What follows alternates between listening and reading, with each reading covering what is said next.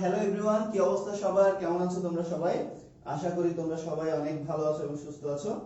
So সবাইকে structural properties of matter lecture 8 এ স্বাগতম জানাচ্ছি। সবাই একটু দ্রুত চলে আসো। আর আমার কথা ক্লিয়ার শুনতে পাচ্ছ কিনা আর সাউন্ড ক্লিয়ার কিনা, পিছনের বোর্ড দেখা যাচ্ছে কিনা একটু দ্রুত জানাও। আমরা এই চ্যাপ্টারের একদম লাস্টের দিকে চলে আসছি। ওকে, আমরা এই চ্যাপ্টারের একদম লাস্টের দিকে চলে আসছি। সো সবাই একটু জানাও যে আমার কথা ক্লিয়ার শুনতে পাচ্ছ কিনা আর সবকিছু ঠিকঠাক দেখা যায় কিনা। হ্যাঁ, তাহলে আমরা আমাদের ক্লাসটা শুরু করে দিব। সবাই একটু দ্রুত যুক্ত হয়ে যাও। আর যারা যারা এখন যুক্ত হও নাই, ফ্রেন্ডদেরকে একটু মেনশন করে দাও। যারা যারা এখনো যুক্ত হয় নাই, সবাই একটু দ্রুত চলে আসো, তাহলে আমরা আমাদের ক্লাসটা শুরু করে দিব। Okay okay clear, okay clear, okay clear clear clear. আচ্ছা, তো আজকে আমরা একটা খুবই গুরুত্বপূর্ণ কনসেপ্ট পড়ব, যেটা হচ্ছে সারফেস টেনশন বা পৃষ্ঠটান। সারফেস টেনশন বা পৃষ্ঠটান নিয়ে আজকে আমরা কথাবার্তা বলবো। ওকে, তো আমি এই জিনিসগুলা খুব দ্রুতই শেষ করব, জাস্ট বেসিক কনসেপ্টগুলো দিয়ে, কারণ এই জিনিসগুলো তোমাদের মেবি শর্ট সিলেবাসে নাই, বাট ওই যে ফোর্সের একটা খেলা আছে, সেটা হতে পারে সান্দ্র বল, সেটা হতে পারে পৃষ্ঠটানের ক্ষেত্রে তুমি যে ফোর্সটা অ্যাপ্লাই করতেছো বা তরল পৃষ্ঠের মধ্যে যে ফোর্সটা অ্যাপ্লাই হচ্ছে ওটা। এরপরে হচ্ছে ক্লিনটন বিকৃতির ক্ষেত্রে ফোর্স আছে, ইয়ং এর গুণাঙ্কের ক্ষেত্রে ফোর্স আছে। তো এই যে ফোর্সের যে কানেকশনগুলা, ফোর্সের কানেকশন আছে, দৈর্ঘ্য বৃদ্ধি দৈর্ঘ্য কমের কানেকশন আছে। তো সবকিছু মিলায় আসলে জিনিসগুলো লিংক আপ করা, মানে লিংকড কোশ্চেন যদি হয়, এই কারণে আমাদের কনসেপ্টগুলো সম্পর্কে একটু হালকা পাতলা ধারণা থাকা লাগবে। ঠিক আছে, সো এই কারণেই বেসিক্যালি তোমাদেরকে পৃষ্ঠটান পৃষ্ঠশক্তি পেপারগুলো পড়াই দেওয়া। সো আজকে আমরা যেটা পড়বো সেটা হচ্ছে পৃষ্ঠটান বা সারফেস টেনশন। ঠিক আছে, পৃষ্ঠটান বা সারফেস টেনশন নিয়ে আমরা কথাবার্তা বলবো। তোমরা অলরেডি একটা চিত্র দেখতে পাচ্ছ। এই চিত্রের মধ্যে কি দেখতে পাচ্ছ বলো তো? চিত্রের মধ্যে তোমরা কি দেখতেছো একটু বলো। চিত্রের মধ্যে তোমরা যেটা দেখতেছো সেটা হচ্ছে একটা গ্লাস দেখতেছো তোমরা এখানে। এই গ্লাসটার মধ্যে একদম টুপ টুপ করে পানি কি ফিল আপ আছে, তাই না? দেখো তো, একদম একটা গ্লাসের মধ্যে তুমি কন্টিনিউয়াসলি পানি ঢালতে ঢালতে ঢালতে ঢালতে যখন একদম গ্লাসের এই যে আপার সারফেসটা যখন ফিল আপ হয়ে গেছে, দেখো তো আমাদের এখানে কিন্তু আপার সারফেসটা কি হয়ে গেছে, ফিল আপ হয়ে গেছে না? আমাদের কিন্তু এই যে এখানে আপার যে সারফেসটা আছে গ্লাসে, ওটা ফিল আপ, পুরোই ফিল আপ হয়ে গেছে, রাইট? আমাদের এই যে গ্লাসের উপরে সারফেসটা পুরোই ফিল আপ হয়ে গেছে এবং এখানে একটা টান টান অবস্থা সৃষ্টি হয়েছে, রাইট? এখানে কিন্তু একটা টান টান অবস্থা সৃষ্টি হয়েছে। এন্ড এই টান টান অবস্থাটাকে যদি আমরা আরেকটু ভিজুয়ালাইজ করি, ব্যাপারগুলো দেখতে এরকম। দেখো, প্রত্যেকটা অণু তার পার্শ্ববর্তী কণার উপর প্রভাব দিচ্ছে। যে তোমাদেরকে সেমিকন্ডাক্টরে পড়েছিলাম, সেম ভাবে প্রত্যেকটা অণু তার পার্শ্ববর্তী অণুকে একটা ফোর্স দিচ্ছে। প্রত্যেকটা পার্টিকেল তার পার্শ্ববর্তী পার্টিকেল দ্বারা প্রভাবিত হচ্ছে। সো এই যে আপার সারফেসে যে অবস্থাটা হয়, প্রত্যেকটা পার্টিকেল তার পার্শ্ববর্তী পার্টিকেলকে একটা টান দিয়ে ধরে রাখতে চাই। এন্ড অলসো তোমাদেরকে আমি একটা ডেফিনেশন শিখেছিলাম। ডেফিনেশনটা কি? সংশক্তি বল। সংশক্তি বল কি ছিল? সংশক্তি বল ছিল একই পদার্থের অনুসমূহের মধ্যাকার আকর্ষণ বল। সো এখানে বেসিক্যালি যে বলটা কাজ করতেছে সেটা হচ্ছে সংশক্তি বল কাজ করতেছে। এখানে বেসিক্যালি কোন বলটা কাজ করতেছে বলো তো? সংশক্তি বল।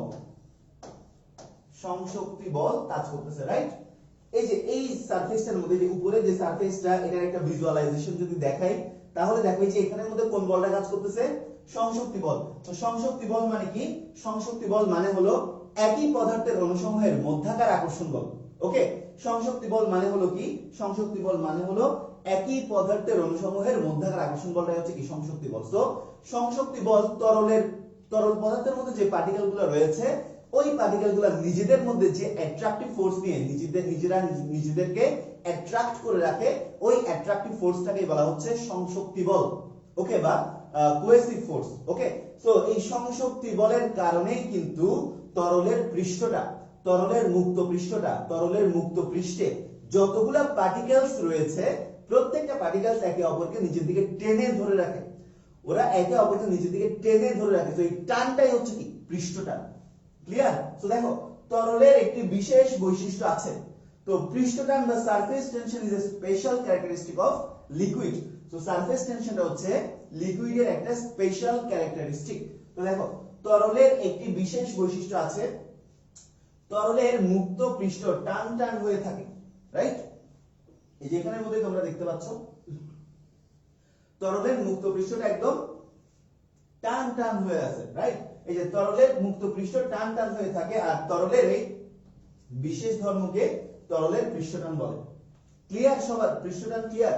বইয়ের মধ্যে অনেক কঠিন কঠিন ভাষা ইউজ করতে দরকার নাই, আমরা একদম চোখ দিয়ে 3D ভিজুয়ালাইজেশনের মাধ্যমে শিখবো এখানে, ঠিক আছে? তো এই যে দেখো তরলের আপার সারফেসের প্রত্যেকটা পার্টিকেল একে অপরকে কোহেসিভ ফোর্স বা সংশক্তি বল দ্বারা নিজেদের মধ্যে ধরে রাখছে, একটা টান দিয়ে ধরে রাখছে, একটা টান বল দিয়ে ধরে রাখছে। সো ওই টানকে বলা হচ্ছে কি পৃষ্ঠ টান বা surface tension. What is surface tension?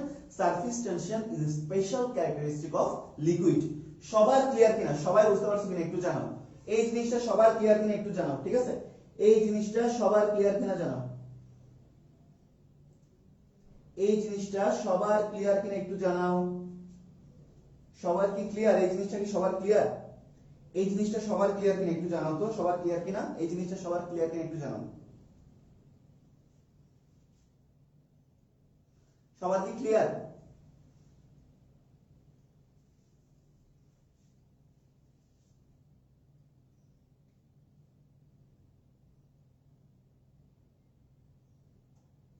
আচ্ছা ক্লিয়ার, ওকে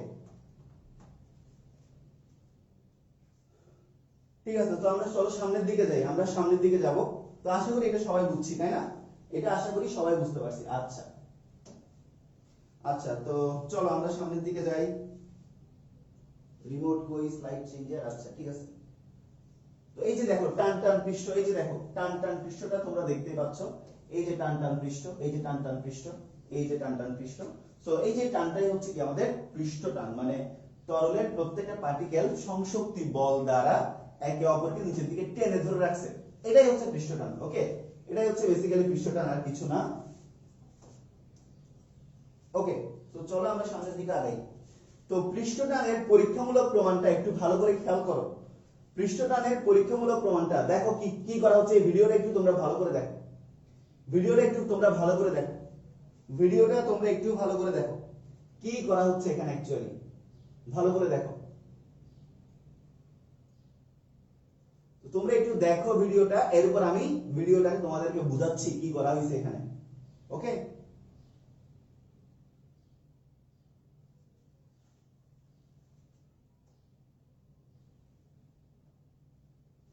কি করা হচ্ছে একটু দেখো তোমরা ভিডিওটাতে, এরপর আমি তোমাদেরকে বলতেছি কি হয়েছে অ্যাকচুয়ালি এখানে।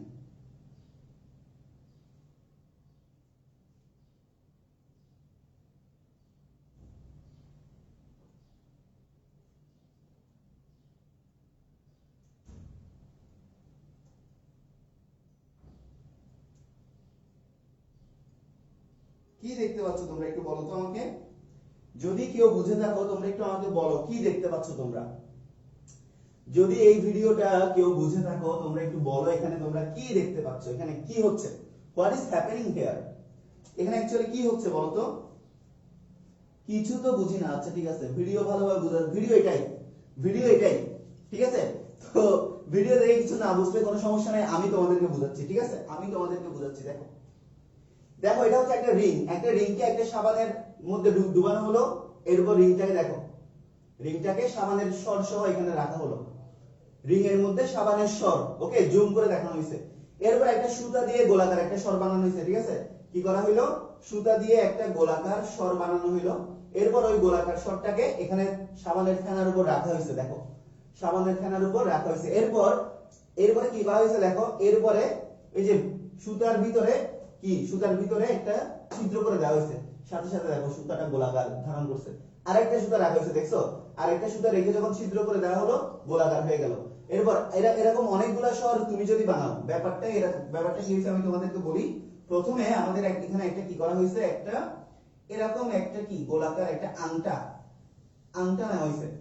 এরপর এই আংটাটাকে কি করা হলো, আবার একটু প্লে করতেছি আমি, দেখো এই যে আবার প্লে হচ্ছে, দেখো এই যে আংটাটাকে সাবানের ফেনার মধ্যে ডুবানো হয়েছে, উঠানো হয়েছে। তো এখানে এগুলো কি, এগুলো হচ্ছে সাবানের স্বর, দেখছো এগুলো হচ্ছে সাবানের স্বর। তো সাবানের স্বর দিয়ে ভর্তি। এবার একটা সুতা দিয়ে ফাঁস তৈরি করা হয়েছে, সুতা দিয়ে কি করা হলো, সুতা দিয়ে একটা ফাঁস তৈরি করা হলো, কালো একটা ফাঁস, এই যে এরকম একটা সুতা দিয়ে এলোমেলো একটা কালো ফাঁস তৈরি করা হলো। এই ফাঁসটাকে এবার এখানের মধ্যে রাখা হলো, ঠিক আছে। তো ফাঁসটাকে যখন তুমি স্বরের মধ্যে রাখবা তখন ফাঁসটা এরকম দেখো, এই যে এরকম এলোমেলো ভাবে থাকবে। ফাঁসটাকে যখন তুমি স্বরের উপর বসাবা, ফাঁসটাকে তুমি যখন সাবানের স্বরের উপর বসাবা তখন ফাঁসটা কিভাবে থাকবে, এভাবে এলোমেলো থাকবে, ঠিক আছে, এইভাবে এলোমেলো থাকবে। এরপরে মানে আমি তোমাদেরকে ঘটনাটা এক্সপ্লেন করতেছি, কারণটা একটু পরে ব্যাখ্যা করতেছি। এরপরে যেটা হইলো, এরপর আমি যখন এই স্বরের মাঝখানে একটা সূচ দিয়ে ফুটা করে দিব, তখন বাই ডিফল্ট এই স্বরটা কি হয়ে যাবে, তখন বাই ডিফল্ট এই স্বরটা এরকম গোলাকার হয়ে যাবে, গোলাকার হয়ে যাবে।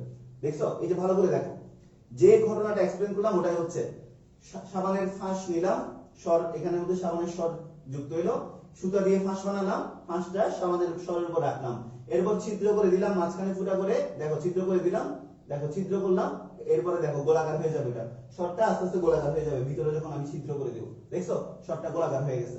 আরেকটা ছিদ্র করবো এদিকে, তখন দেখবা আরেকটা গোলাকার অংশ সৃষ্টি হয়েছে। দেখো, বুঝতে পারছো? তাহলে এখানে আমাদের ফেনোমেননটা আশা করি সবার ক্লিয়ার, ফেনোমেননটা আশা করি সবার ক্লিয়ার। আমি আবার একটু বুঝাচ্ছি যদি কেউ না বুঝে থাকো। তাহলে দেখো ব্যাপারটা যেটা হইলো সেটা হচ্ছে আমি একটা, দেখো আমি একটা স্বর, সাবানের স্বরের ভিতরে হচ্ছে সাবানের স্বর, এরপর আমি কি করলাম, এরপর আমি একটা, এই যে এটা হচ্ছে একটা আংটা, এটা হচ্ছে একটা আংটা, এই আংটাটাকে আমি সাবানের ফেনার মধ্যে ডুবাই দিলাম। তাহলে আংটার মধ্যে স্বাভাবিকভাবে কি হবে, স্বাভাবিকভাবে আংটার মধ্যে কি সৃষ্টি হবে বলতো, স্বাভাবিকভাবে আংটার মধ্যে সাবানের কি, সাবানের ফেনা সৃষ্টি হবে। ঠিক আছে, এই যে সৃষ্টি হলো, এগুলো হচ্ছে কি সাবানের ফেনা। ওকে, সৃষ্টি হলো, বেশ ভালো কথা, সৃষ্টি হলো। এরপর আমি যেটা করলাম সেটা হচ্ছে আমি একটা এই যে এরকম একটা ফাঁস নিলাম, সুতা দিয়ে একটা ফাঁস বানালাম। ঠিক আছে, সুতা দিয়ে একটা ফাঁস বানালাম, এই ফাঁসটা এবার আমি এখানে রাখবো। তো এখানে রাখলে ফাঁসটা দেখবো এরকমই থাকবে, এরকমই থাকতেছে। ঠিক আছে, ফাঁসটা এরকমই থাকতেছে। এরপরে আমি যখন একটা সূচ দিয়ে ভিতরে যখন আমি ছিদ্র করে দিব, তখন কি হবে দেখো, সূচ দিয়ে যখন আমি ভিতরে ছিদ্র করে দিব তখন কি হবে দেখো, এই যে দেখো সূচ দিয়ে যখন আমি ভিতরে ছিদ্র করব তখন কি হয় দেখি। ওকে, সূচ দিয়ে ভিতরে ছিদ্র করে দিলে কি হয় দেখো,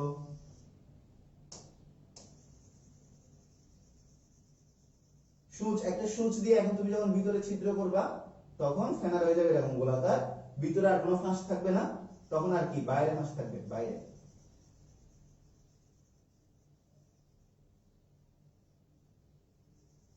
ঠিক আছে, এই যে এই ধরনের কন্ডিশন ক্রিয়েট হবে।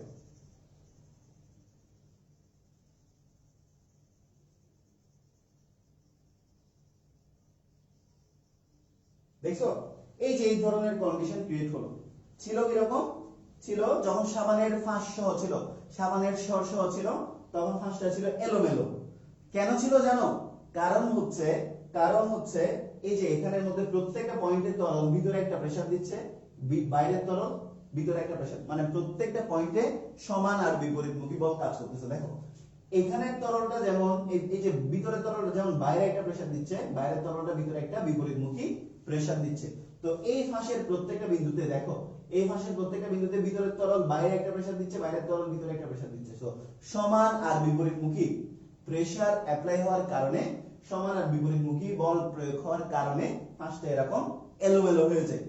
এরপর আমি যখন একটা সূচ দিয়ে যখন ছিদ্র করে দিব, ভিতর থেকে যখন সাবানের কি ফেনাটাকে শেষ করে দিছি, এখন আর ভিতরে কোনো কি নাই, ভিতরে কোনো বল কাজ করবে না। বল সবগুলো কোন দিকে কাজ করবে, বাইরের দিকে কাজ করবে। বল সবগুলো বাইরের দিকে টান টান অবস্থায় কাজ করবে, বল সবগুলো বাইরের দিকে সমানভাবে টান টান অবস্থায় কাজ করবে। ঠিক আছে, বল সবগুলো বাইরের দিকে টান টান অবস্থায় কাজ করবে, এন্ড বাইরের দিকে টান টান অবস্থায় কাজ করার কারণে এই জিনিসটা, এই ফাঁসটা একদম গোলাকার একটা অবস্থা সৃষ্টি করছে। সো এটা পৃষ্ঠটানের একটা মারাত্মক চমৎকার উদাহরণ। সো এখানের মধ্যে যে ঘটনাটা বুঝাইলাম, এখানে ভিডিওতে দেখো ঠিক একই ঘটনাটা ঘটতেছে, কন্টিনিউয়াসলি র্যান্ডমলি কিন্তু একই ঘটনাটাই ঘটতেছে। তুমি প্রথমে একটা সাবানের ফাঁস, একটা সাবানের একটা স্বর রাখলা, একটা পাতিল বা একটা পাত্রের মধ্যে একটা স্বর বানাই, একটা ফাঁস, ওকে একটা আংটা বানাই, ওই আংটাকে সাবানের স্বরের মধ্যে ডুবালা, এরপর তুললা, তুলে কি দেখতে পেলা, তুলে দেখতে পাইলা যে পুরো আংটা জুড়ে কি এরকম সাবানের স্বর ভরে গেছে।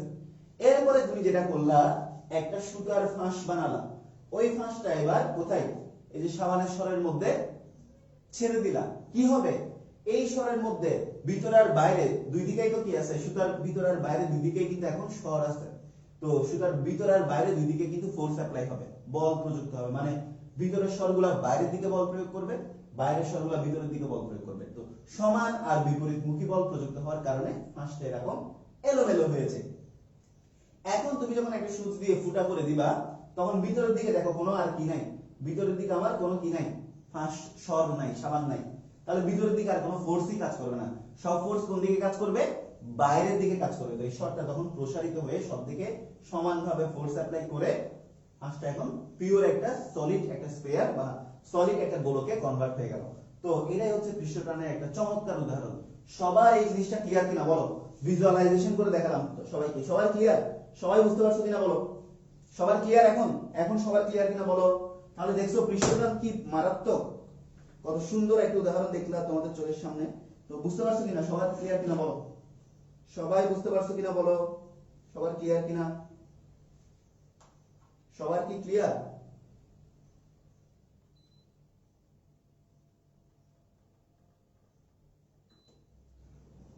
সবার ক্লিয়ার কিনা, বুঝছো? ওকে গ্রেট, ক্লিয়ার, ওকে ওকে ভেরি গুড, ওকে সবাই বুঝছো, ওকে গ্রেট, ঠিক আছে, ওকে। আচ্ছা, তো এই যে জিনিসটা তোমাদেরকে দেখালাম এখানে, যে জিনিসটা তোমাদেরকে এখানে দেখালাম, এই জিনিসটা যদি আমি একটু তোমাদেরকে স্লাইডে দেখাই, তো এই যে দেখো এগুলো একটু মুছে দিই, এই যে দেখো এখন খুব সুন্দর করে এখানে চলে আসলো, দেখছো এখন খুব সুন্দর করে এখানে চলে আসলো। দেখো সুতার উপর বাইরের ও ভিতরের দিকে টান সমান হওয়ার কারণে সুতা এরকম আকৃতি, দেখো এই যে এখানের মধ্যে যে সুতাটা রয়েছে এই সুতাটা দেখো এলোমেলো ভাবে আছে, কারণ এই যে ভিতরে আর বাইরে টানগুলো সমান, ভিতরে আর বাইরে আমাদের টানগুলা কি সমান, ভিতরে আর বাইরে টান সমান, ভিতরে বাইরে আমাদের কি টানগুলা সমান। বাট এরপরে যখন সুতা দিয়ে যখন তুমি সুচ দিয়ে যখন ছিদ্র করে দিবা, এরপর দেখো ছিদ্র করে দেওয়ার পরে কি হয়েছে, দেখো ছিদ্র করে দেওয়ার পরে এই যখন ছিদ্র করে দিছো তখন কি এই যে ভিতরের মধ্যে আর কোনো কি নাই, ভিতরের মধ্যে ভিতরে আর কোনো কি নাই, আর কোনো সাবানের সর নাই, ভিতরে পুরোটা কি এয়ার, এয়ার একটা প্রেসার দিচ্ছে সবটা কোন দিকে, বাইরের দিকে, তখন এয়ার প্রেসারের কারণে সব দিকে সমানভাবে ফোর্সটা সঞ্চালিত হয়ে কি সৃষ্টি করলো, একটা গোলাকার গঠন সৃষ্টি করলো, ঠিক আছে, একটা গোলাকার গঠন সৃষ্টি করলো। তো দেখো ব্যাপারটা যেটা হইলো সেটা হচ্ছে সুতার ভিতরে সাবানের পানির অংশ সরিয়ে দেওয়ার কারণে ভিতরের পৃষ্ঠটান লুপ্ত হয়ে যায়, কিন্তু তখনও সুতার বাইরের পৃষ্ঠটান থাকায় সুতাটা একটা গোলাকার আকৃতি ধারণ করে। তো যখন এই অবস্থায় ছিল ভিতরেও পানি বাইরেও পানি, তখন দুই জায়গাতে কি পৃষ্ঠটান কাজ করতেছে, বাট যখন তুমি সুচ দিয়ে ছিদ্র করে দিছো ভিতরে আর কোনো পৃষ্ঠটান নাই, কারণ পানি নাই, পৃষ্ঠটান তো পানির একটা ধর্ম, রাইট? তো ভিতরের মধ্যে আর কোনো পৃষ্ঠটান নাই, পৃষ্ঠটান পুরোটাই কোন দিকে, বাইরের দিকে, তো এই কারণে এয়ার প্রেসার দিয়ে ওটাকে কি করে ফেলছে, গোলাকার করে ফেলছে, ঠিক আছে, ওকে। আশা করি সবার ক্লিয়ার, ওকে, আশা করি সবার ক্লিয়ার, ওকে, আশা করি সবাই বুঝতে পারছো, ঠিক আছে, ওকে ক্লিয়ার। তো সবার এই পেজটা বোঝা হয়ে গেলে একটু ডান লিখো, দেন আমরা নেক্সট পেজে যাবো আর কি, হ্যাঁ সবার এই পেজটা বোঝা হলে একটু ডান লিখো, এই পেজটা ফিজিক্স এত সুন্দর কেন, হ্যাঁ ফিজিক্স গুলো এরকমই, ফিজিক্স এরকমই সুন্দর, physics is related to nature, so which is related to nature is absolutely beautiful, okay, তো এই কারণে ফিজিক্স অনেক সুন্দর।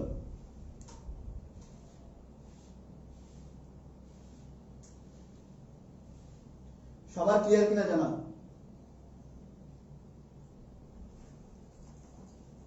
ওকে ডান, ওকে ওকে ওকে, সো আমরা এখন সামনের দিকে আগাবো।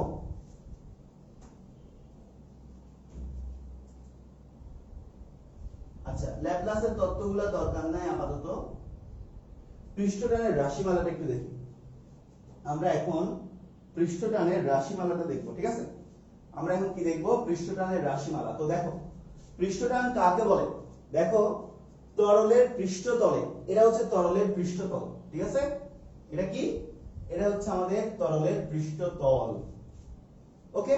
তো দেখো তরলের পৃষ্ঠতলে প্রতি একক দৈর্ঘ্যের উপর বলের মানকে কি বলে, পৃষ্ঠটান বলে।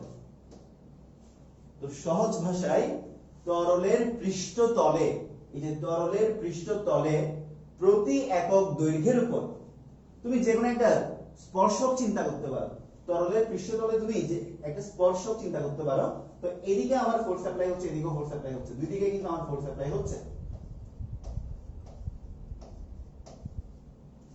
আমি যদি একটা স্পর্শক মিডল পয়েন্টে চিন্তা করি, এই স্পর্শকের প্রতি একক দৈর্ঘ্যে কিন্তু দুই পাশে কিন্তু আমার প্রতি একক দৈর্ঘ্যের দুই পাশে কিন্তু আমার কি হচ্ছে ফোর্স অ্যাপ্লাই হচ্ছে, বল প্রযুক্ত হচ্ছে। সো তরলের পৃষ্ঠতলে প্রতি একক দৈর্ঘ্যের উপর বলের মানকে কি বলে?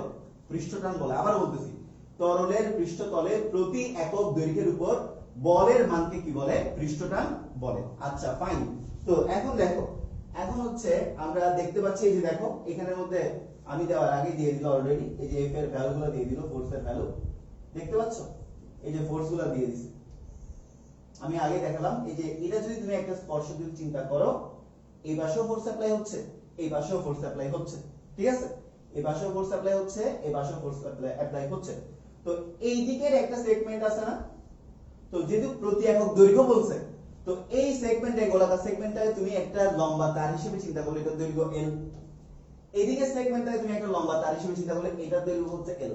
তো এদিকের দৈর্ঘ্যে যেমন ফোর্স অ্যাপ্লাই হচ্ছে, এদিকের দৈর্ঘ্য তেমন ফোর্স অ্যাপ্লাই হচ্ছে। তাহলে আমার কত L টোটাল? টোটাল হচ্ছে আমাদের টুয়াইস L। কত?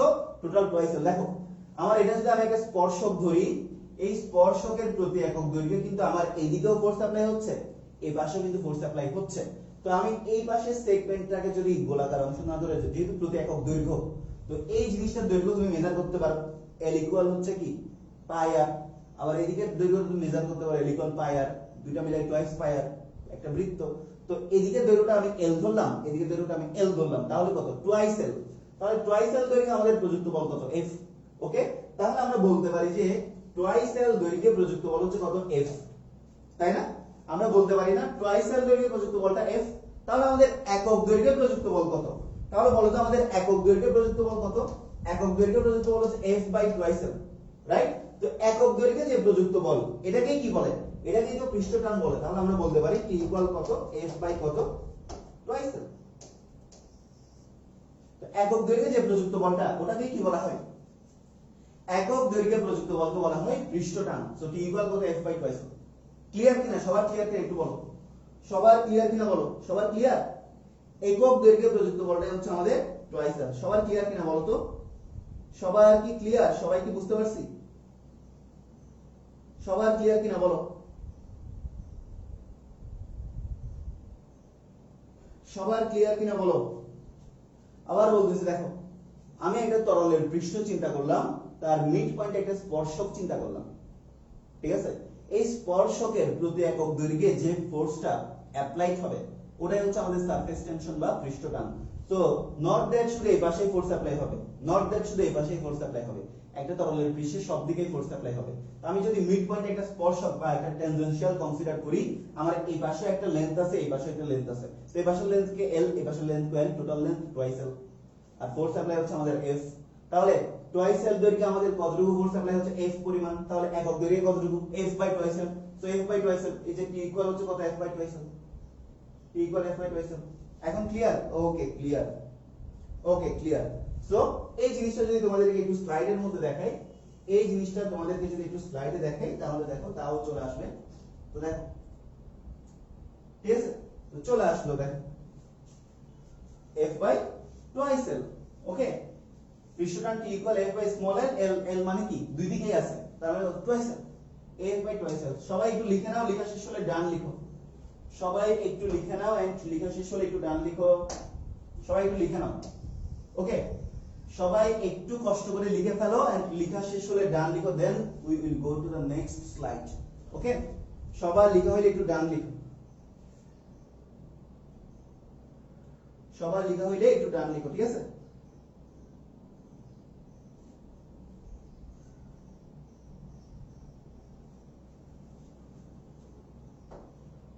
আচ্ছা, টুয়াইস L বুঝো না, আবার বলতেছি, দেখো এই যে এখানে আমি একটা টেনজেনশিয়াল কনসিডার করলাম, এই টেনজেনশিয়ালটা এইদিকে একটা ফোর্স দিচ্ছে, তো এইদিকের যে বৃত্তাকার অংশটা এটাকে তুমি একটা লম্বা অংশ চিন্তা করো, যেহেতু দৈর্ঘ্য বলছে, তো এইদিকের অংশটা হচ্ছে L, আবার এইদিকের অংশটা হচ্ছে আমাদের L। তাহলে এদিকেও ফোর্স অ্যাপ্লাই হচ্ছে, এদিকেও ফোর্স অ্যাপ্লাই হচ্ছে না, তাহলে কত? এদিকেও L, এদিকেও L, টোটাল মিলে আমাদের কত? Twice L। টোটাল মিলে আমাদের কত? এদিকেও L, এদিকেও L, টোটাল মিলে আমাদের কত? Twice L। ওকে, টুয়াইস L। আমার পিছনে রেজা ভাইও বলছে টুয়াইস L। সো রেজা ভাই আপনি চাইলে সামনে আসতে পারেন, একটু স্টুডেন্টদেরকে দেখা দিয়ে যান। ওকে, আমরা তো আজকে একদম সেম, হ্যাঁ? তো আজকে আমরা একদম সেম ড্রেস পরে চলে আসলাম ক্লাস নিতে। রেজা ভাইয়ের ক্লাস আছে না? না না আচ্ছা, অনলাইন ব্যাচে ক্লাস আছে। হ্যাঁ, সবার সাথে দেখা হবে খুব শীঘ্রই। ওয়াও, ভালোই লাগতেছে না? রাইট, ফ্রেন্ডটাও ঠিক আছে। তো স্টুডেন্টসদের সাথে একদমই শেষ পর্যায়ে চলে আসছি আমরা। একদম শেষ পর্যায়ে, রাইট। অনেক মানে একটা বেশ মায়ার একটা জায়গা। রাইট। তন্ময় হচ্ছে এতদিন ধরে মানে ক্লাসগুলো নিচ্ছিল, that's really nice. So okay, enjoy করো সবাই। এক্সিলেন্ট ক্লাস হচ্ছে, আমি ব্যাকগ্রাউন্ড থেকে দেখতেছি। থ্যাংক ইউ ভাইয়া। ওকে, ঠিক আছে। আচ্ছা, তো যাই হোক, এই আর কি। তো দেখো তাহলে হচ্ছে এই যে এই একটা টেনজেনশিয়াল, আমার এইদিকে একটা সারফেস, এদিকে একটা সারফেস, এদিকে এদিকে টোটাল মিলাই কত? টুয়াইস এল। এখন ক্লিয়ার কিনা বলো? এখন কি ক্লিয়ার? এখন ক্লিয়ার কিনা বলো? এখন ক্লিয়ার কিনা বলো? এখন আশা করি ক্লিয়ার সবার। এখন আশা করি সবার ক্লিয়ার। ওকে ওকে, চলো আমরা সামনের দিকে আগাই।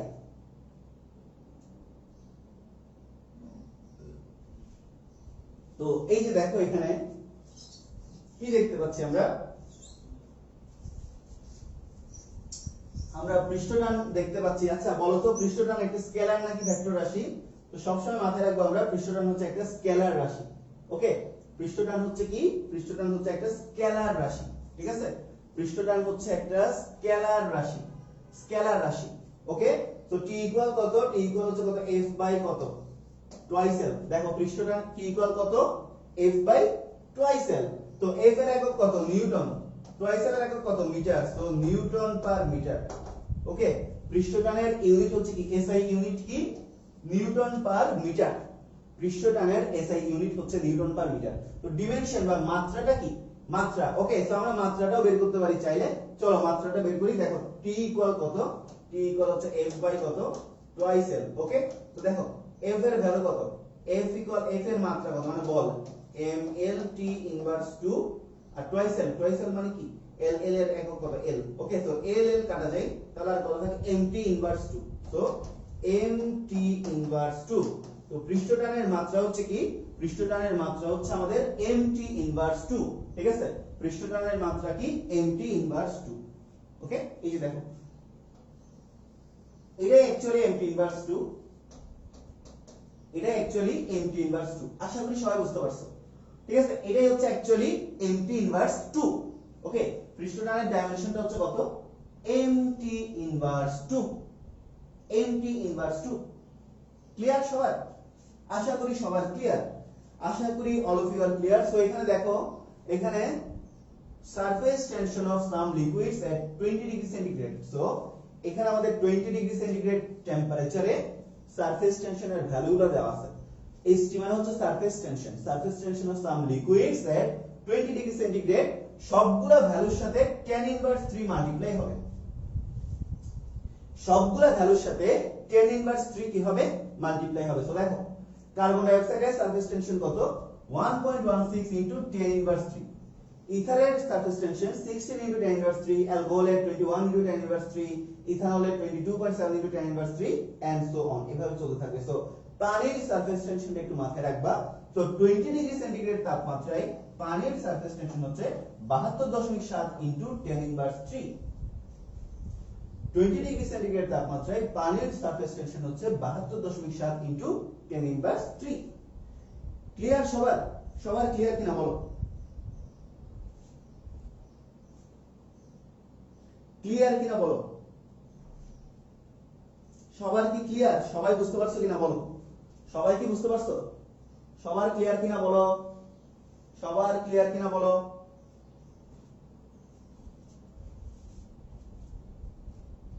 না, সব মুখস্থ করার দরকার নাই, জাস্ট পানিটা একটু মাথায় রাখবা। 72.7 ইনটু tan ইনভার্স 3, পানিটা একটু মাথায় রাখলে হবে। ঠিক আছে, পানিটা একটু মাথায় রাখলে হবে। ওকে ওকে, ক্লিয়ার। ওকে, তো এই যে এখানে তোমরা দেখতে পাচ্ছ অনেক সুন্দর একটা জিনিস। তো তোমাদেরকে বলা হচ্ছে, দেখো এই ক্ষেত্রে পৃষ্ঠটানের রাশিমালা কি হবে? কেউ কি বলতে পারবা? এই ক্ষেত্রে আমাদের পৃষ্ঠটানের রাশিমালাটা কি হবে? কেউ বলতে পারবা? দেখো, তো এই চিত্রটার সাথে মোটামুটি কম বেশি সবাই পরিচিত না? এই চিত্রটার সাথে মোটামুটি তোমরা সবাই পরিচিত। তোমরা যারা যারা হচ্ছে কক্সবাজার গেছো বা বিভিন্ন সমুদ্র সৈকতে গেছো, তোমরা এই জিনিসটার সাথে মোটামুটি পরিচিত। এটা দিয়ে কি করি আমরা? সাঁতার কাটি, ঠিক আছে? এটা দিয়ে আমরা সাঁতার কাটি। ওকে, সো এটা দেখে একটা মানে অনেক মজার একটা ইনসিডেন্টস মনে পড়ে গেল। একবার হচ্ছে তোমার মানে কক্সবাজার গেছিলাম। কক্সবাজার হচ্ছে আমার মামার বাড়ি, ঠিক আছে? তো কক্সবাজার হচ্ছে ওই যে যখন সিগন্যাল চলে, এই যে এই টাইম করে মানে মে জুন এইটার মাঝামাঝি একটা টাইম করে কক্সবাজার গেছিলাম। তোমার হচ্ছে তখন হয়তো ঘূর্ণিঝড়, কোন একটা ঘূর্ণিঝড়ের নামটা ঠিক মাথায় আসতেছে না। তো এটা সংকেত দিছিল তখন কক্সবাজারে তোমার 8 নাম্বার নাকি 9 নাম্বার বিপদ সংকেত চলতেছিল। তো ওই সময় আসলে সমুদ্রে যাই, এই যে এগুলা দেখি, এন্ড এগুলা নিয়ে হচ্ছে মানে সমুদ্রের জাস্ট সামনের দিকে, এটার মাঝখানে আমি দাঁড়াইয়ে সামনের দিকে যাই, মানে সামনের দিকে যখন বিশাল বিশাল ঢেউ আসতেছিল। তো সামনের দিকে গেলাম, এন্ড সামনের দিকে যাওয়ার পর এত বিশাল একটা ঢেউ আসলো যে আমার পুরা 360 ডিগ্রি রোটেট করাইছে 3-4 বার। মানে এত বিশাল একটা ঢেউ, মানে ঢেউয়ের পটেনশিয়াল এনার্জি এতই বেশি। এই যে এটার মাঝখানে আমি দাঁড়াইছিলাম, এটা ঠিক মাঝখানে দাঁড়াই থেকে ঢেউ যখন একদম উপর থেকে আসছে আমার উপর, তো এরকম যে 360 ডিগ্রি 3-4 বার রোটেট করে একদম সামনে পার এনে দিছে, ঠিক আছে? সো এটা মানে এটা দেখলে আমার ঘটনাটা মনে পড়ে, মানে মনে রাখার মতো একটা ইনসিডেন্স আর কি।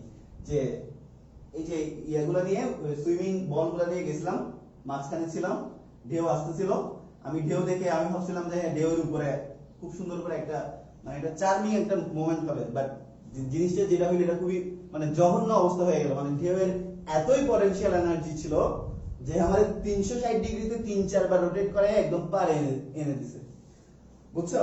তো এই হলো কাহিনী আর কি।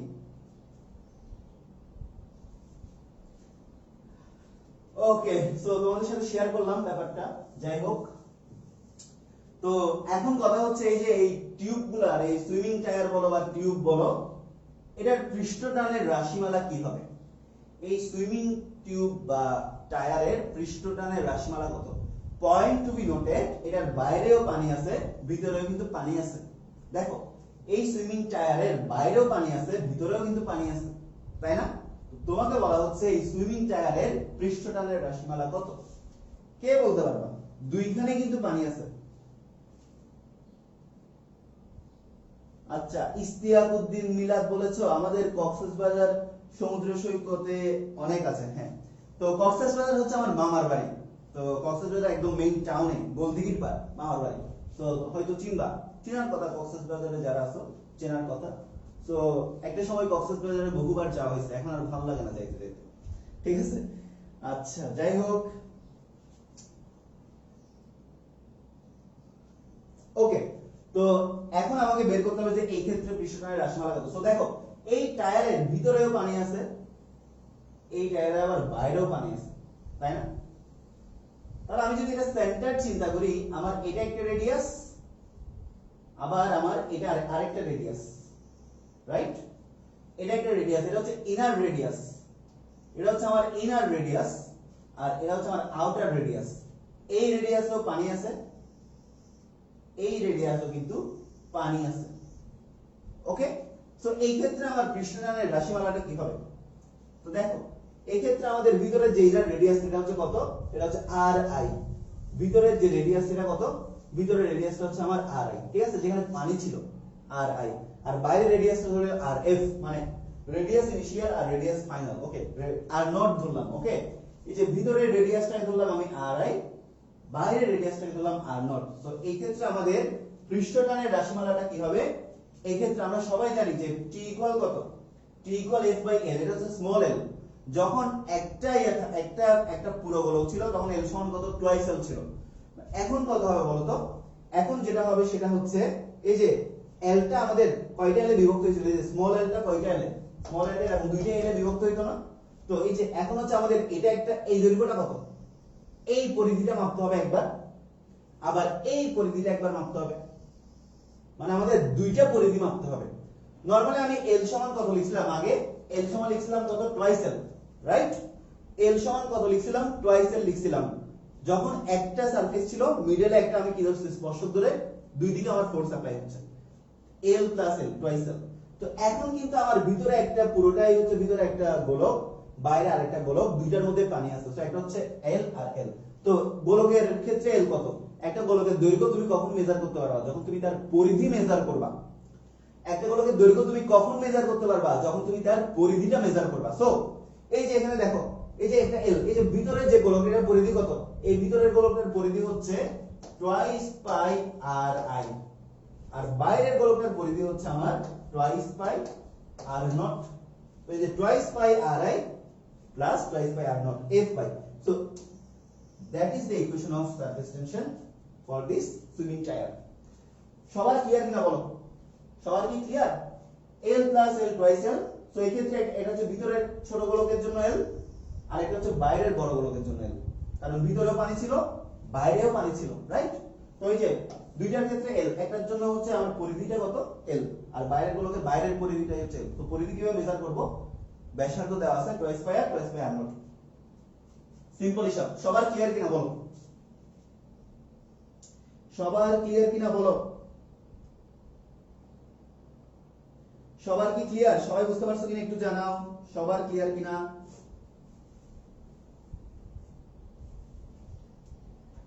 সবার ক্লিয়ার কিনা একটু জানাও।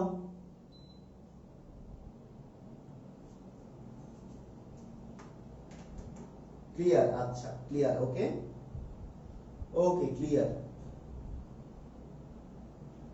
ওকে ওকে ক্লিয়ার, ওকে। তো আশা করি সবাই বুঝতে পারছো। তো চলো আমরা সামনের দিকে আগাই। তো এই যে পৃষ্ঠটানের উদাহরণ দেখো, পৃষ্ঠটানের একটা চমৎকার উদাহরণ দেখো। এই যে this is happening due to surface tension, okay.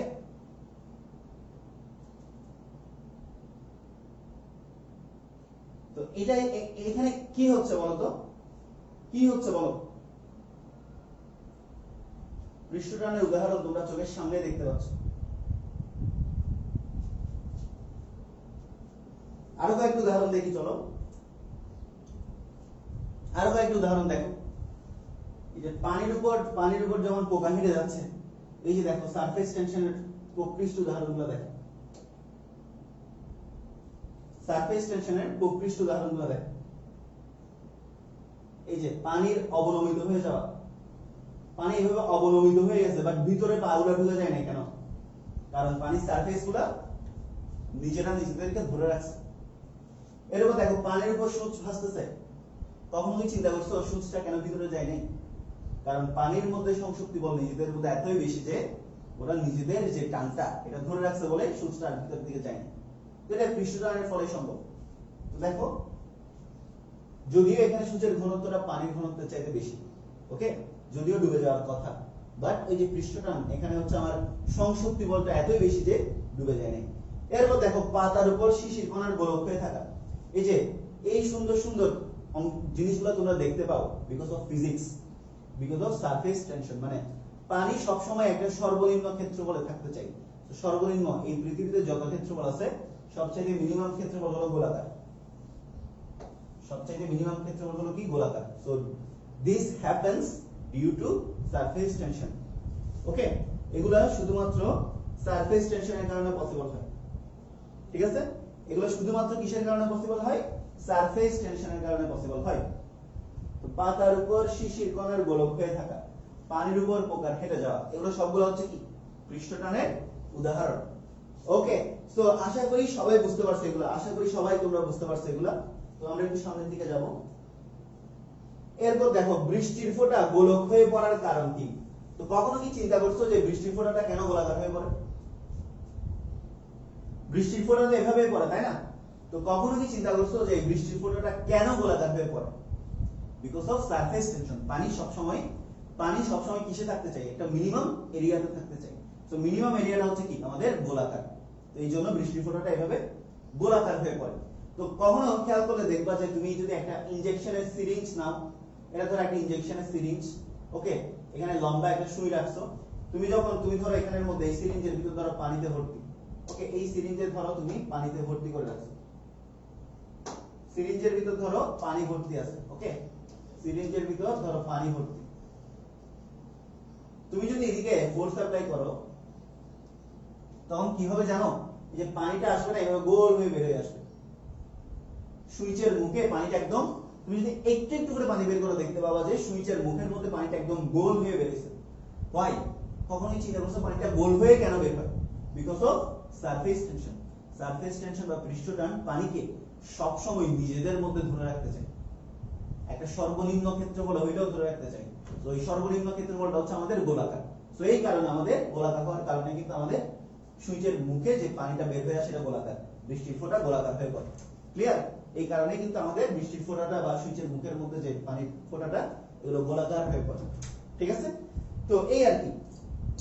তো আশা করি সবাই বুঝতে পারছো এই কাহিনীগুলা আশা করি তোমরা সবাই বুঝতে পারছো। ওকে, তো চলো আমরা সামনের দিকে আগাই। তো এখানে দেখতে পাচ্ছ যে কেননা বৃষ্টির ফোঁটার মুক্ত পৃষ্ঠে পৃষ্ঠটান বলের কারণে টান টান হয়ে থাকতে চাই।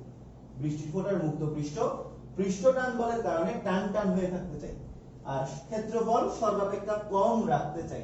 ওই যে একটু আগে বললাম পৃষ্ঠটানের ধর্ম হচ্ছে কি সর্বাপেক্ষা কম ক্ষেত্রফল রাখবে। সো এটার ব্যাপার হচ্ছে দেখো তুমি নিজেই করতে পারবে এটা। এই যে দেখো এই দুইটা জিনিস, একটা হচ্ছে তোমার বর্গ, ওকে মানে বর্গাকৃতির ঘনক, আর একটা হচ্ছে গোলক। দুইটা জিওমেট্রিক্যাল শেপের দেখো আয়তনটা সেম। দেখো এটার আয়তন 2 মিটার কিউব, এটার আয়তন 2 মিটার কিউব। তোমরা বলো তো এই ঘনকের ক্ষেত্রফল বেশি নাকি গোলকের ক্ষেত্রফল বেশি? অথবা তোমরা বলো কার ক্ষেত্রফল কম, ঘনকের ক্ষেত্রফল কম নাকি গোলকের ক্ষেত্রফল কম? বলো দ্রুত কমেন্টে জানিয়ে দাও কার ক্ষেত্রফলটা কম, ঘনকের নাকি গোলকের? তো তোমরা দেখতে পাচ্ছ দুইটার আয়তন সেম। মাথায় কোশ্চেন আসতে পারে বৃষ্টির ফোঁটা এভাবেই কেন পড়লো না, মানে এরকম ঘনক হয়ে হয়ে কেন পড়লো না, গোল হয়ে হয়ে কেন পড়লো? গোলকের কম। ওকে, দেখতে পাচ্ছ এটার সারফেস এরিয়াটা কম, এটার ক্ষেত্রফলটা কম। তার মানে এই পৃষ্ঠটান চাই কোনো কিছুকে একদম সর্বনিম্ন ক্ষেত্রফলে সংকুচিত করে রাখতে, কম্প্রেস করে রাখতে। সো একই আয়তনের সর্বনিম্ন ক্ষেত্রফলটা হচ্ছে আমাদের গোলাকার। সো এই কারণে বৃষ্টির ফোঁটাটা গোলাকার আকার ধারণ করে। যে কোনো পানির ফোঁটা তুমি যখন এটাকে সর্বনিম্ন ক্ষেত্রফলে নিয়ে যাবা, এটা দেখবা সংকুচিত হয়ে কম্প্রেসড হয়ে ইউনিফর্ম সলিড হয়ে গেছে। So that's the reason behind this observation. ঠিক আছে? তো এই কারণেই তোমার বৃষ্টির ফোঁটা কি হয়, গোলাকার হয়। তো দেখো দেখবে গোলকের ক্ষেত্রফল কমে এসেছে যদিও আয়তনটা একই। ওকে, গোলকের ক্ষেত্রফল কমে এসেছে যদিও আয়তনটা একই। তো দেখো ক্ষেত্রফল সবথেকে কম অর্জন সম্ভব যদি তা গোলকাকৃতি ধারণ করে। একটু আগে বললাম ক্ষেত্রফল সবচাইতে কম হওয়া পসিবল যদি সেটা কি হয়, যদি সেটা সলিড স্ফিয়ার হয়, গোলক হয়। সলিড স্ফিয়ার না মানে গোলক আর কি। তো তাই বৃষ্টির ফোঁটা গোলক হয়ে পড়ে। সো তোমাদেরকে যদি বৃষ্টির ফোঁটা কেন গোলাকার হয়ে পড়ে এই কোশ্চেনটা করে, so that is the answer. সবার ক্লিয়ার কিনা জানাও, সবাই বুঝতে পারছো কিনা একটু জানাও, এই জিনিসটা সবার ক্লিয়ার কিনা একটু জানাও। ঠিক আছে? সবার কি ক্লিয়ার? সবাই বুঝতে পারছো এটা? এই জিনিসটা কি সবাই বুঝতে পারছো? সবার ক্লিয়ার কিনা বলো তো?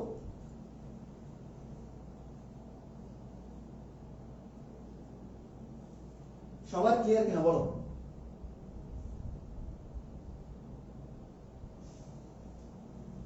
ওকে, ক্লিয়ার। ওকে ওকে, আশা করি সবাই বুঝতে পারছো। Great, clear. ওকে, ভিডিওটা দেখো, খুব মজার। ভিডিওতে তোমরা কি দেখতে পাচ্ছ দেখো তো। এমন যদি হতো কোনো গ্র্যাভিটি না থাকতো তবে পানি কিভাবে থাকতো?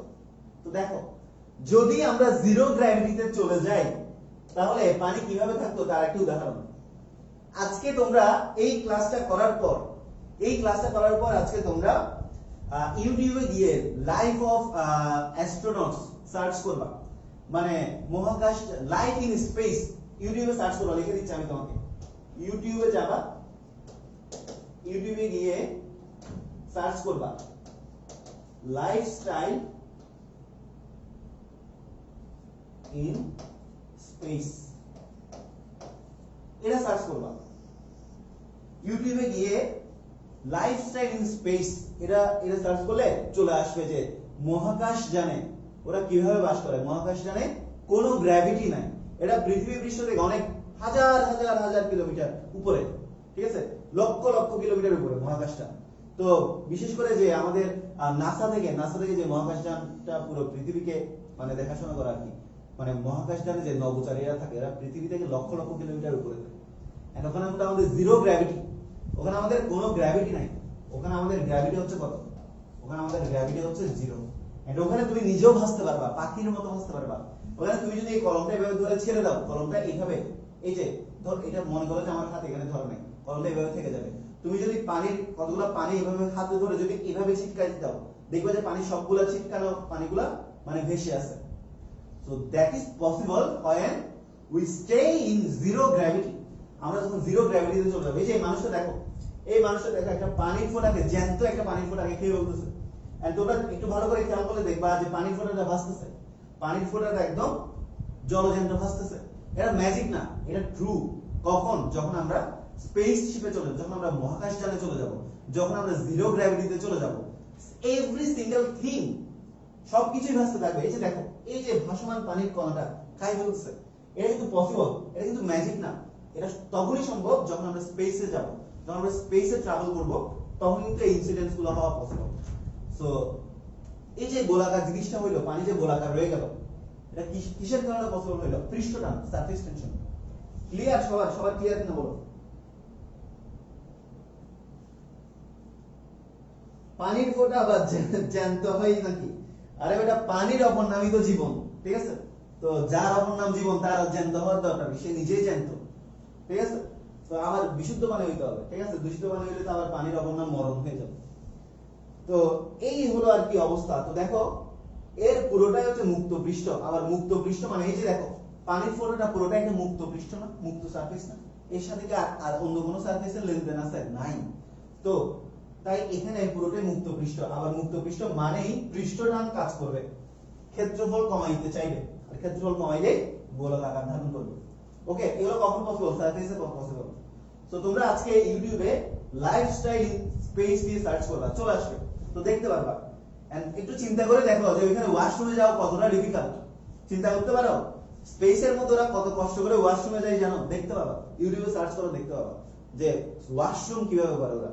ওয়াশরুম করাটা কিন্তু অনেক টাফ, সবগুলাই ভাসতে থাকে বাবারা, সবকিছুই ভাসতে থাকে। So it's very tough in space, ঠিক আছে?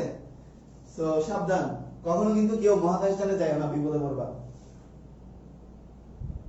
পানি চিবালো কেন? পানি চিবাই নাই বাপদাদা, পানিটা যখন মুখের ভিতর গেছে এটা অটোমেটিক পানি হয়ে খেয়ে ফেলছে। পানিটা ভেসেছিল, পানিটা ফুললি ভেসেছিল, জিরোতে ভেসেছিল আর কি, ঠিক আছে? ক্লিয়ার কিনা সবার ক্লিয়ার কিনা বলো?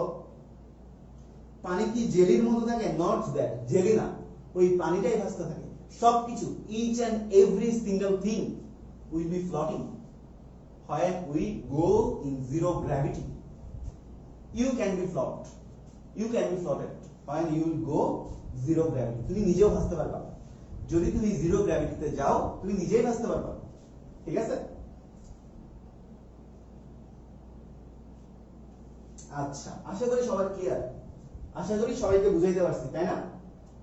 আশা করি সবাইকে বুঝাইতে পারছি। তো ওই যে দেখো বলা আছে যেখানে জিরো গ্র্যাভিটি, সেখানে পানি সংরক্ষণের জন্য কোনো পাত্র ছাড়াই তা ভাসতে পারবে, ঠিক আছে? মানে যে কোনো কিছু তুমি ভাসিয়ে রাখতে পারবা, যে কোনো কিছু, তুমি নিজেকেও ভাসিয়ে রাখতে পারবা, তুমি ভেসে ভেসে ঘুমাইতে পারবা, কিছু ম্যাটার করবে না। মানে জিরো গ্র্যাভিটিতে ওই যে বলা না পিনিকে চলে যাই, জিরো গ্র্যাভিটি হচ্ছে পিনিকে চলে যাওয়ার মতো। মানে তোমার আর ইহ জগতের কোনো সেন্স লাগবে না, তুমি ভেসে ভেসে ঘুমাবা, পিনিকে থাকবা অলওয়েজ। তো মহাকাশযানে গেলে তুমি পিনিকেই থাকবা, তোমার পুরো লাইফটাই পিনিক হয়ে যাবে, ঠিক আছে? তুমি ভাসতে থাকবা, ঘুমাইতে থাকবা। তুমি ঘুমাইতে ধরো অনেকে ওই যে মুখের থুতু নিয়ে খেলা করে না, অনেকে ওই যে ছোট বাচ্চারা দেখো না মুখের থুতু নিয়ে খেলা করে। তো এরপর দেখবা যে তুমি ঘুমাইতে মুখের থুতু উপরে ছুঁড়ে মারছো, এগুলো উপরে গিয়ে মানে ভাসতেছে, ঠিক আছে? Everything is possible when you will go zero gravity, ঠিক আছে? তো এই হলো অবস্থা, ঠিক আছে? মানে ইহ জগৎ থেকে তুমি যখন দূরে চলে যাবা তখন তোমার পরকালীন একটা ফিল আসবে, ঠিক আছে? তো এই হলো অবস্থা। তো এই যে দেখো সারফেস টেনশনের অবস্থা, পানির প্রত্যেকটা পার্টিকেল অপর পার্টিকেলকে ধরে রাখছে নিচের দিকে, দেখছো? তো this will happen when surface tension exists. ওকে, আশা করি সবাই বুঝতে পারছো, আশা করি সবাই বুঝতে পারছো, ঠিক আছে। বালিশের প্রয়োজন নাই, বালিশটাই ভাসবে রে বাবা, বালিশটাই ভাসতে থাকবে। বালিশ দিয়ে কি করবা, বালিশ তো নিজেই তো ভাসতে থাকবে। ওকে, আচ্ছা এরপর আসো আমরা আরেকটা কনসেপ্ট পড়ি, যেটা হচ্ছে পৃষ্ঠ শক্তি। তো পৃষ্ঠ শক্তি জিনিসটা কি দেখো, তরলের মুক্ত পৃষ্ঠে দেখো পৃষ্ঠ শক্তি। তো এখন পৃষ্ঠ শক্তিটা কি, ধরো এই যে ক্ষেত্রফল, এটা হচ্ছে ইনিশিয়াল ক্ষেত্রফল এ আই।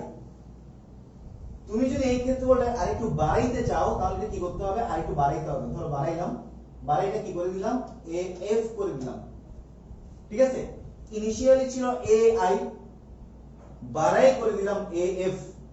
তো দেখো তরলের মুক্ত পৃষ্ঠের ক্ষেত্রফল একক পরিমাণ বাড়াইতে যে পরিমাণ কাজ করতে হয় তাকে পৃষ্ঠ শক্তি বলে। তরলের মুক্ত পৃষ্ঠের ক্ষেত্রফল, এই যেটা হচ্ছে মুক্ত পৃষ্ঠ, এটাই হচ্ছে তরলের মুক্ত পৃষ্ঠ। তো এই ক্ষেত্রফলটা একক পরিমাণ বাড়াইতে যে কাজ করতে হয় সেটাই হচ্ছে কি, পৃষ্ঠ শক্তি। সেটাই হচ্ছে কি, সেটাই হচ্ছে আমাদের পৃষ্ঠ শক্তি, ঠিক আছে। সেটাই হচ্ছে আমাদের কি, পৃষ্ঠ শক্তি। আচ্ছা লাইভ কি চলতেছে, লাইভ কি চলতেছে? আচ্ছা লাইভ তো চলতেছে তাই না, লাইভ তো চলতেছে, হ্যাঁ লাইভ চলতেছে। আচ্ছা ঠিক আছে, আমি কনফিউজ হয়ে গেছিলাম যে লাইভ আসলে চলতেছে কি। সো দেখো তরলের মুক্ত পৃষ্ঠ হচ্ছে এটা, এই মুক্ত পৃষ্ঠটার ক্ষেত্রফল আমি বাড়াবো, বাড়াইতে আমাকে যে পরিমাণ কাজ করতে হবে সেটাই হচ্ছে কি, পৃষ্ঠ শক্তি বা সারফেস এনার্জি। তরলের মুক্ত পৃষ্ঠের ক্ষেত্রফল এক একক বাড়াইতে যে পরিমাণ কাজ করতে হয় সেটা হচ্ছে কি, সারফেস এনার্জি বা পৃষ্ঠ শক্তি। তো দেখো তাহলে পৃষ্ঠ শক্তি জিনিসটা কি দেখো, তাহলে এই যে আমি এই সব দিকে ফোর্স অ্যাপ্লাই করে এখন আছে আমাদের এ ইনিশিয়াল, বানাই ফেলবো কি এ ফাইনাল। দেখো একটু বেড়ে গেল, খেয়াল করছো, একটু বড় হয়ে গেছে, ভালো করে খেয়াল করো, ভালো করে খেয়াল করো। ছিল এ আই, হয়ে গেছে কি এ এফ, আর একটু বড় হয়ে গেছে না, একটু বড় হয়ে গেছে না। ছিল কতটুকু, এই যে ছিল হচ্ছে এটা, ছিল হচ্ছে এটা, এটা হচ্ছে আমাদের কি এ আই, হয়ে গেছে কি এ এফ, রাইট। তাহলে আমাদের ক্ষেত্রফল বৃদ্ধি পাইছে কতটুকু, ডেল এ সমান A F minus A I. তাহলে আমাদের ক্ষেত্রফল কতটুকু বৃদ্ধি পাইছে, এতটুকু বৃদ্ধি পাইছে আমাদের ক্ষেত্রফল। ওকে, আমাদের ছিল এ আই, হয়ে গেল এ এফ, ক্ষেত্রফল বৃদ্ধি হচ্ছে কতটুকু, এতটুকু। ওকে, সো চলো আমরা সামনের দিকে আগাই। তাহলে দেখো কি হইলো, ডেল এ, এই যে ডেল এ পরিমাণ ক্ষেত্রফল বাড়াইতে কতটুকু কাজ করলাম আমি, ধরে নাও আমি ডেল এ পরিমাণ ক্ষেত্রফল বাড়াইতে কাজ করলাম ডব্লিউ পরিমাণ। দেখো ডেল এ পরিমাণ ক্ষেত্রফল বাড়াইতে কাজ করলাম ডব্লিউ পরিমাণ, তাহলে একক ক্ষেত্রফল বাড়াইতে কত কাজ করতে হবে, তাহলে দেখো একক ক্ষেত্রফল বাড়াইতে কাজ হচ্ছে ডব্লিউ বাই ডেল এ, এটাই হচ্ছে আমাদের কি, পৃষ্ঠ শক্তি। ক্লিয়ার? তো ডেল এ পরিমাণ ক্ষেত্রফল বাড়াইতে যদি আমি ডব্লিউ পরিমাণ কাজ করি তাহলে একক ক্ষেত্রফল বাড়াইতে আমার কাজ কতটুকু হবে, ডব্লিউ বাই ডেল এ। তো এটাই হচ্ছে আমাদের পৃষ্ঠ শক্তি। আশা করি সবার ক্লিয়ার, আশা করি সবাই বুঝতে পারছো। ওকে, কাজেই পৃষ্ঠ শক্তি W equal W by del A, কাজেই পৃষ্ঠ শক্তি E ইকুয়াল কত, W by del A. So del A হচ্ছে কি, ক্ষেত্রফল বৃদ্ধি AF মাইনাস AI, যেটা আমি এখানে দিয়ে দিয়েছিলাম। ক্লিয়ার কিনা সবার, সবার ক্লিয়ার কিনা একটু জানাও, সবার ক্লিয়ার কিনা একটু জানাও, সবার কি ক্লিয়ার,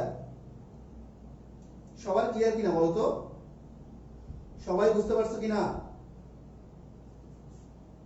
পৃষ্ঠ শক্তি বা সারফেস এনার্জি সবার ক্লিয়ার কিনা একটু জানাও, সবার ক্লিয়ার কিনা বলো, পৃষ্ঠ শক্তি বা সারফেস এনার্জি কি সবার ক্লিয়ার? আচ্ছা ক্লিয়ার। সো আজকের ক্লাসটা আমি এখানেই শেষ করব, নামাজের টাইম হয়ে গেছে তোমাদের। সো আজকের ক্লাসটা আমি এখানেই শেষ করব। সবাই ভালো থাকো, সুস্থ থাকো, তোমাদের সবার সাথে নেক্সট ক্লাসে আবার দেখা হবে।